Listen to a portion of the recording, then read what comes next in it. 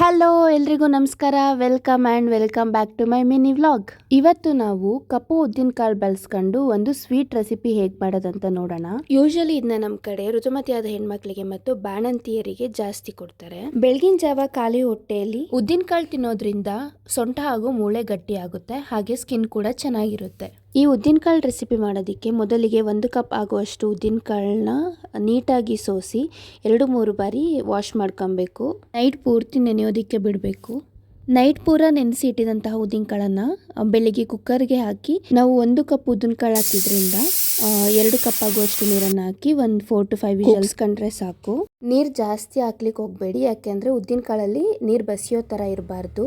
ಏನಂದರೆ ಇಲ್ಲಿ ಬಾಣಂತಿಯರೇ ತಿನ್ನಬೇಕು, ಋತುಮತಿಯಾದ ಹೆಣ್ಮಕ್ಳೇ ತಿನ್ನಬೇಕು ಅಂತ ಏನಿಲ್ಲ, ಎಲ್ಲರೂ ತಿನ್ಬೋದು. ವೀಕ್ಲಿ ಒನ್ಸ್ ಆರ್ ಟ್ವೈಸು ಬ್ರೇಕ್ಫಾಸ್ಟ್ ಬದಲು ಈ ಥರ ಉದ್ದಿನ ಕಾಳನ್ನ ಬೇಯಿಸ್ಕೊಂಡು ತಿನ್ನೋದ್ರಿಂದ ಹೆಲ್ತಿಗೆ ತುಂಬಾ ಒಳ್ಳೆಯದು. ಈವನ್ ಬ್ಯಾಕ್ ಪೇನ್ ಕೂಡ ಬರೋದು ಕಮ್ಮಿ ಆಗುತ್ತೆ, ಮೂಳೆ ಗಟ್ಟಿ ಆಗುತ್ತೆ.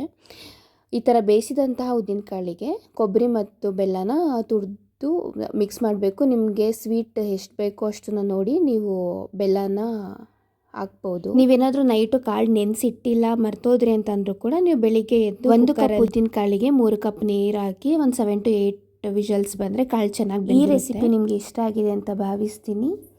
Thank you for watching.